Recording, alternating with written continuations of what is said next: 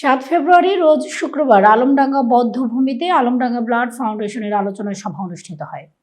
আলোচনা সভায় উপস্থিত ছিলেন আলমডাঙ্গা ব্লাড ফাউন্ডেশনের পরিচালক মোহাম্মদ হিজবুল্লাহ হোসাইন, সভাপতি হাফেজ নাঈম ইসলাম, সাধারণ সম্পাদক হাফেজ গোলাম রাব্বি, সাংগঠনিক সম্পাদক আজমাইন হোসেন সহ ফাউন্ডেশনের কার্যকরী পরিষদের অন্যান্য দায়িত্বশীল ব্যক্তিবর্গ উপস্থিত ছিলেন।